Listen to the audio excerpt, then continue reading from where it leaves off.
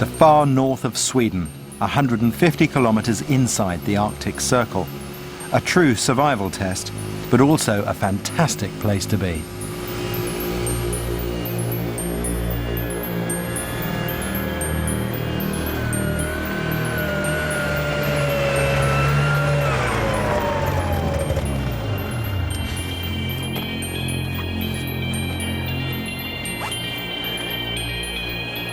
You don't need any prizes for realising that in this environment, cold is your biggest problem. This might look like a winter wonderland, but at temperatures as low as -30, I'd actually be warmer snuggling up to the peas in your home freezer. Last week, it was -50.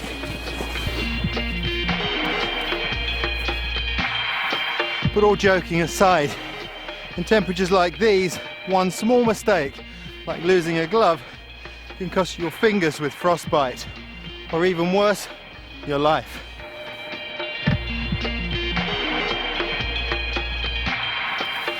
My body temperature's 37 degrees, so on a day like today, I've got to maintain a difference between the environment and myself of 70 degrees. Not surprisingly, my priorities are shelter and warmth.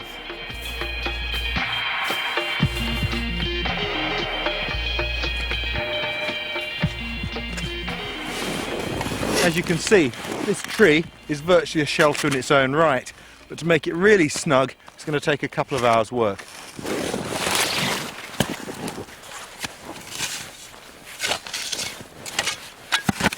One thing that's always important in the Arctic is a sharp knife, but perhaps even more important than that is this, an axe. And if it's not sharp enough to do that, it's really not much use. A good tip, knock the snow down first, unless you want it down your neck when you start chopping.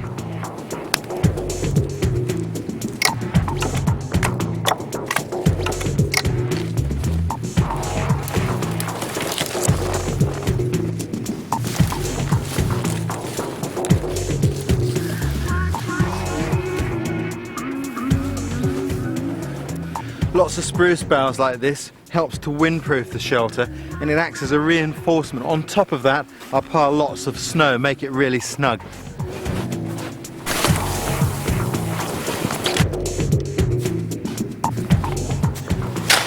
Shoveling the snow on like this packs it all down, makes the shelter completely windtight, which means I'll stay warm in there in the night. Despite being -30, shelter building is hot work, and you must be careful that your sweat doesn't freeze in your clothes once you stop. It's better to keep cool by taking a layer of clothing off first.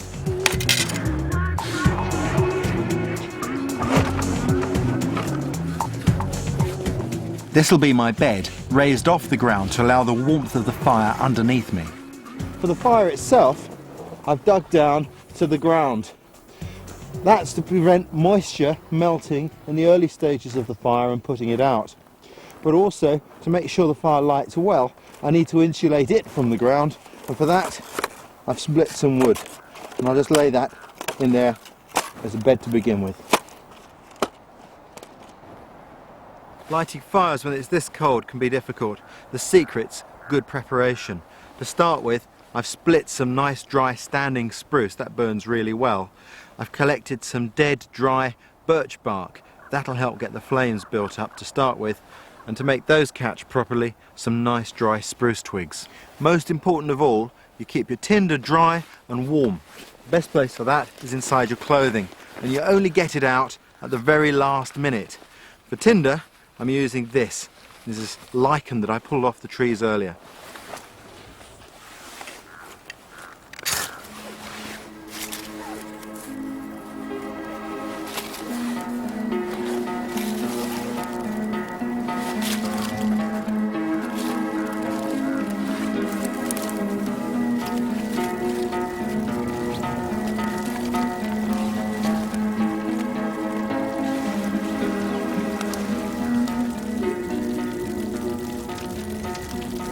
Fire's great for morale, but it's important to have enough firewood so that it doesn't go out at the coldest point in the night. Cutting firewood, that's thirsty work, so before I go to get any more, I'm going to put some snow on to melt. What I'm using to melt the snow is this. It's a mosquito head net. Always good to have with you. Packet full of snow, and that'll gradually melt and drip down into this cup. If you didn't have a mosquito net, you can improvise this really easily from a piece of clothing. I've even used a scarf before now. In these temperatures you need a lot of water. If you haven't got a cooking pot, this may be the only way you can get water in a frozen land.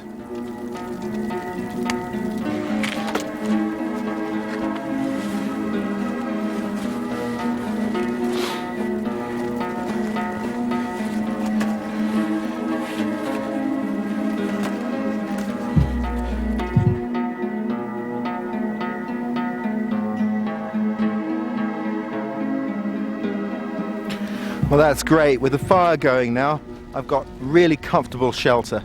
This fire is a special fire. It gives out a lot of heat, nice warm dry atmosphere to keep me cozy, and it enables me to dry off any wet clothing. Of course, now I have to think about what I'm in contact with. So on the bed I put down lots of spruce boughs, and also where I put my feet, because the snow can conduct heat away from my body 20 times faster than those branches. And that's an important thing. In fact, knowing what not to touch is critical out here. That aluminium shovel I was using earlier, well, the aluminium will conduct heat away from my body 100 times faster than ice. And just to show you that, a few minutes ago I cracked an egg on here, and that's it. That's not cooked there, that's frozen, because the ambient temperature is 32 degrees Celsius below zero. And this is what happens to a banana. It goes as hard as iron. You could use it as a tent peg. In the winter, most of the useful plants are hidden under snow, but at least the needles from a pine tree can be cut up fine to make a warming drink packed with vitamin C.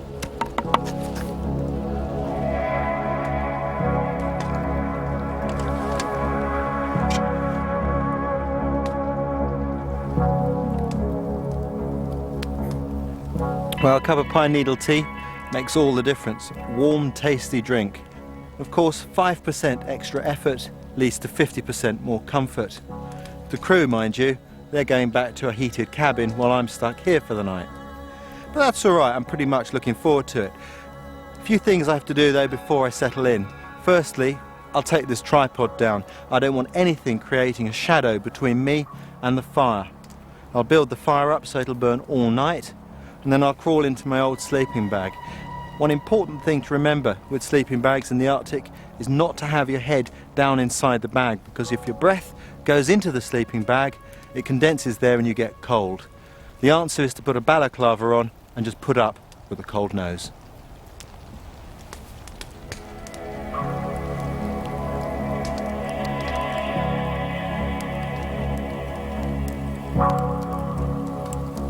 And it is going to be cold. Nighttime temperatures can drop below -50.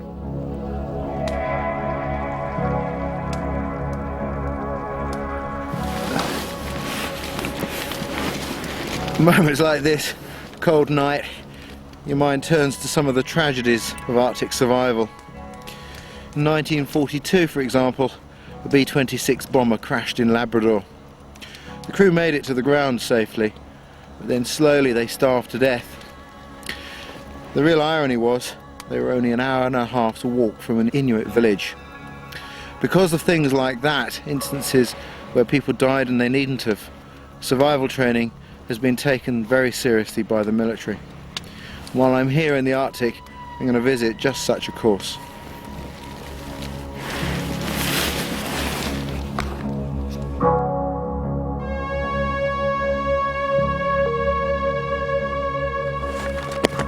Really looking forward to today. I'm going to meet one of my oldest chums, a man called Lars Felt, who's responsible for all survival training within the Swedish military. Just a few kilometres up this lake, he's got a course on at the moment.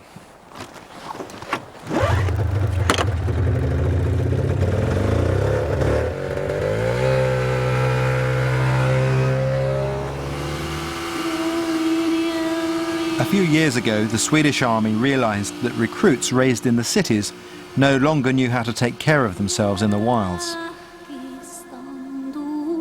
So Lars was ordered to organise survival training. The Arctic training he runs is second to none in the world. This course is for soldiers who want to become survival instructors, and it's tough. They'll be on their own for 5 days without food or supplies. The shelter they're making is called a quinsy. You can't build igloos here because the snow is too powdery. So you make a big pile of snow and then hollow it out using sticks to ensure the thicknesses of the wall are even. When you uncover the tip from inside, you stop digging.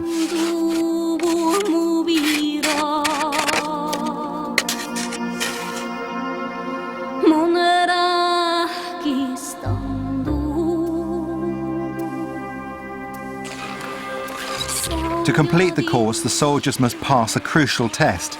They must be able to make fire in under 60 seconds.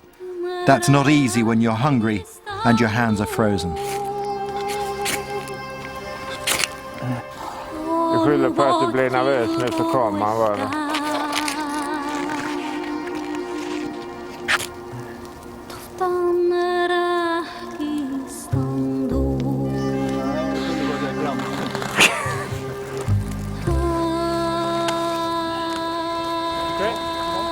The ability to light a fire is obviously important in the Arctic, but fire can do more than just keep you warm. It can get you rescued. This special fire instantly sends dense smoke high into the air, attracting the attention of rescue planes overhead.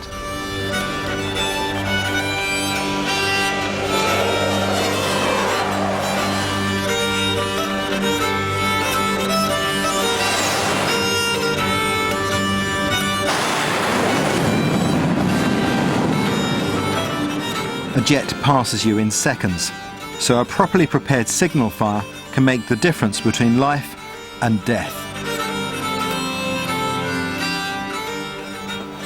Letting rescuers know where you are is one thing. Getting rescued is another, and in the Arctic that can take a long time. In 1991, a Canadian Air Force transport plane crashed near the North Pole with 18 people on board. The rescuers knew exactly where the plane had come down, but it took 2 days to get to them. In that time, they had to survive in temperatures as low as minus 70 degrees centigrade. The plane was on a routine supply mission to an airbase at Alert, less than 500 miles from the North Pole. Most of the passengers were from the military, but also on board was Bob Thompson, manager of the civilian-run store at the base. I would go up there every 3 or 4 months just to see how things were going and make sure that they had the items they needed and things like that. As the plane made its final approach to Alert, the crew made a fatal misjudgment and clipped the top of a hill. I was waiting for the landing gear to come down, and then it was just a big, grinding, very loud, very violent noise. Somebody, close to me said something like, what's happening? And I just sort of blurted, we're crashing. I was still belted in and remembered sort of rushing air, and then quite a sudden stop. I was lying in the snow in complete darkness. Rescuers knew within minutes where the plane had crashed, but there were no helicopters at Alert, and the crash site proved to be impossible to reach by land. Bob was trapped in mangled bits of wreckage with a broken back and totally reliant on the surviving aircrew making him some shelter. We were covered up, and I guess some wreckage had been found that was put behind us as a windbreak. And there was some kind of a tarpaulin or it was some kind of a heavy material that was put over. As the hours ticked by, a ferocious storm blew up, bringing wind chill and unimaginable cold. Unable to move, Bob was freezing to death despite his makeshift shelter. It was almost the feeling of the tingling feeling you have when your feet have been frozen, and that thawing, burning, tingling sensation. I was feeling that in my arms and my hands, and it would come and go, and it would almost run up to my shoulders, and then it would subside again, but I would have that burning, tingling feeling. It was 32 hours before the first rescuers arrived to find 13 of the original 18 people on board still alive. The pilot who'd done so much to save Bob had died of hypothermia just hours before, but somehow Bob had survived. I just thought either I was going to get out of there or I wasn't, and there was not a lot I could do about it. So it was a situation where if I toughed it out, there was a chance. Bob lost 2 toes from his left foot and his right leg to frostbite. But 8 years on, he now owns and runs his own supermarket. Customers come, boy, it's cold out there. Yeah, sometimes I kind of laugh to myself a little bit. It's no, that would be balmy by our standards up in Alert. But it's just it's hard to believe how cold that was. Bob's sheer determination to live was crucial to his survival. You can never underestimate the importance of a positive mental attitude. Maybe it depends on your other knowledge, but it could be about 80%. The strength to live and the will to live and not give up and endurance and all that. So it's very, very important. How important is a sense of humour? Very important. Even if I cannot sing, it's good to sing. Dr. Anders Holmström is the Swedish Army's advisor on frostbite and the effects of extreme cold on the human body. Det är bra. Det är bättre, ja.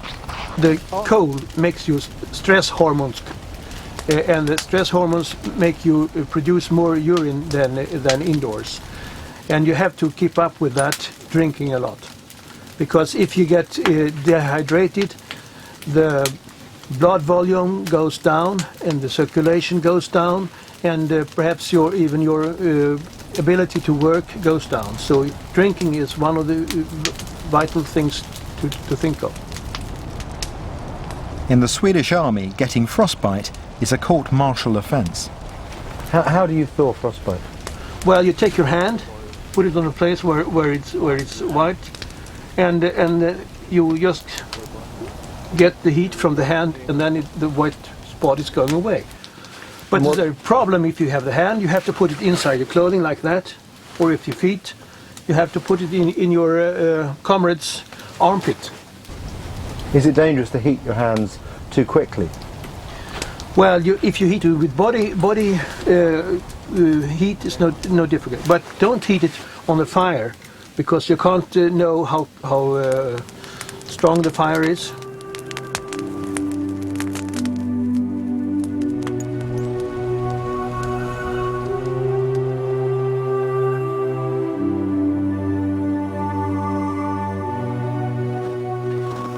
The Arctic can be really pretty, but of course the sunshine combined with all this snow can sometimes cause another problem: snow blindness. If you lose your goggles or your sunglasses, you'll be in real trouble. In those situations, you may have to improvise some sort of blinker using bark, cloth, or even carved out of wood like this, Inuit style. And they really work.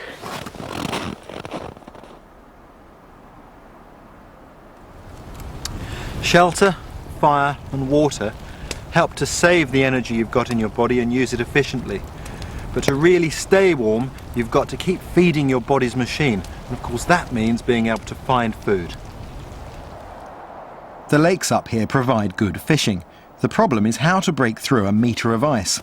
To do that, I need a tool that can often be found in wilderness cabins.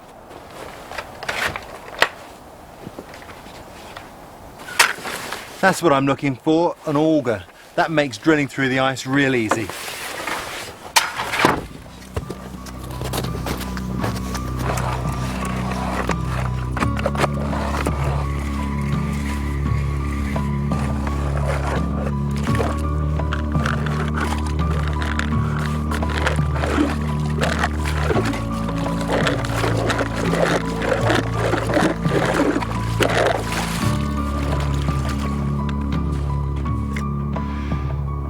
There's the bait, and in this case I'm going to use this thing called a pike scissor. It's a spring-loaded hook that really gets hold of the fish and doesn't let it get away.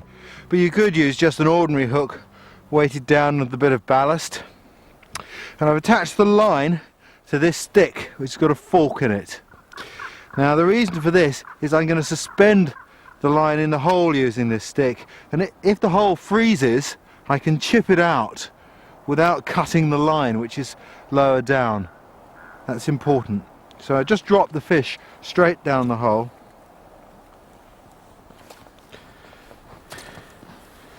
Have to encourage him down a little bit. Use another stick for that. There he goes. Down it goes. So hold that there. You can put it on the lip, but it's better to use a second stick like this. Now, fishing holes like this freeze from the edge in if they're left on their own. So to prevent that, I'm going to stuff some spruce boughs down beside it. Right here. A good packing of spruce boughs will stop it freezing hard. And the last thing is to cover it all over with snow to keep it insulated. That also helps to prevent it freezing solid. And then I'll put a little twig in here just to mark its location. I'll set another 5 hooks and leave them all overnight, and we'll see what we get.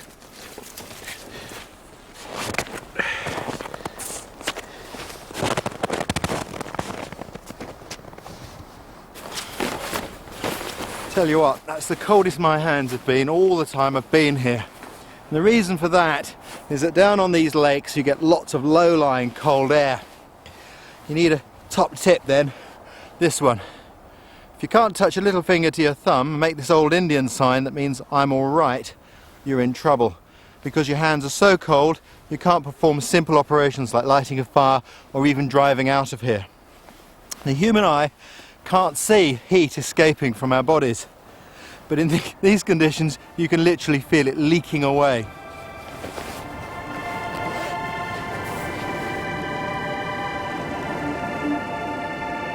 With a thermal imaging camera, you can really see what happens. The white and yellow areas show where I'm losing most heat. When I take off my glove, you can see just how quickly heat transfers to the glove. And if I touch anything like a glass fibre snowmobile with my bare hand, you can see how much heat I lose by conduction.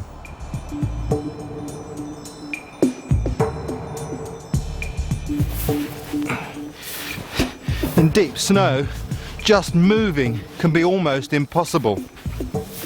When you consider that on a snowmobile, what takes 15 minutes travelling by machine can take up to 24 hours to walk, there are some real problems. Being able to improvise can be vital. I guess you could say I'm improvising now. I've borrowed the crew's cabin here so that I can show you clearly how to make this. This is the tool that will get you out through deep snow, the improvised snowshoe.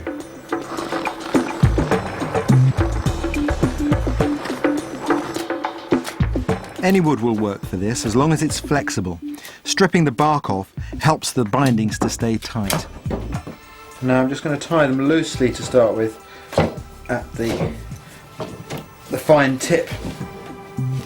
Now I've got to establish the point of balance for the snowshoe, because when I walk in it only the toe is going to be attached, and I want the point to tip up so that it doesn't dig into the snow each time I take a step. There we go, I've lashed on the 2 cross pieces.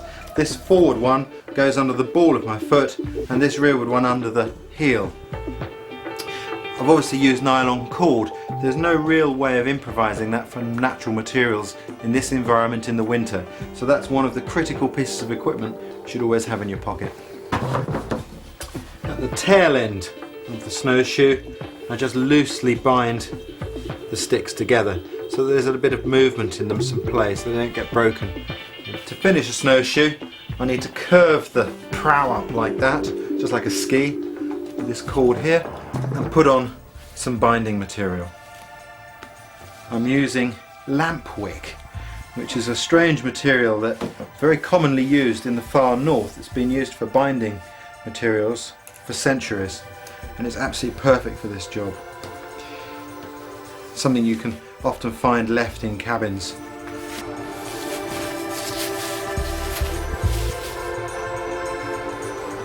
Right, well, the proof of the pudding is in the doing.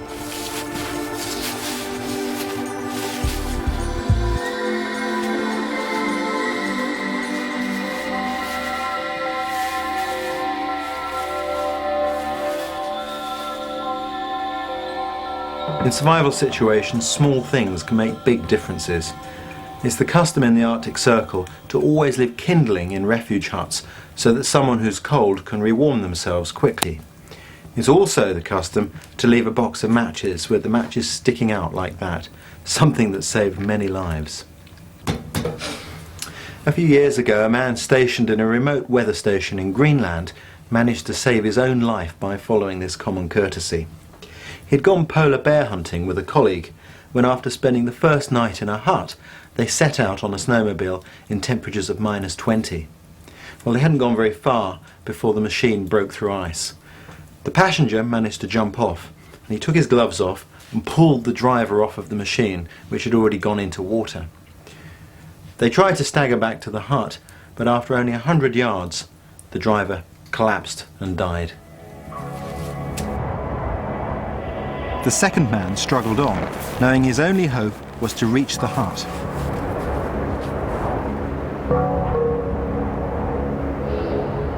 He'd lost his gloves in the accident, and his hands were badly frostbitten.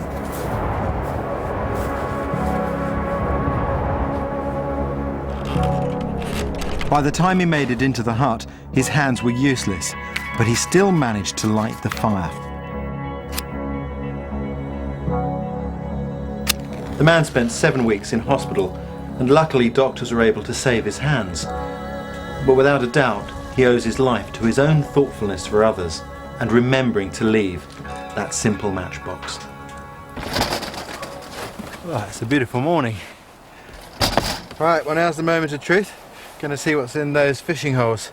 The crew have bet me a whiskey that there won't be anything.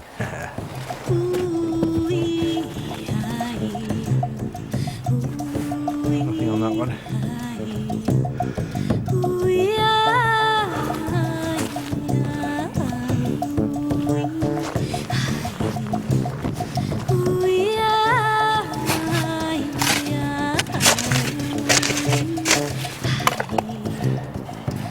Hello, hello, hello.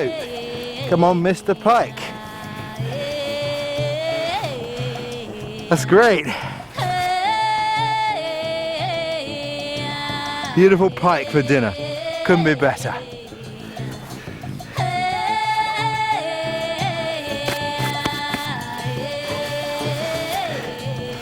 Another one. Number 2. Perfect. Well, not a bad haul though.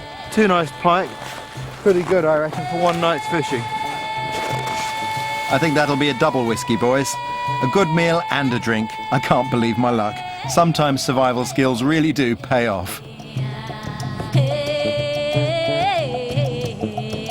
Next week, the power of positive thinking.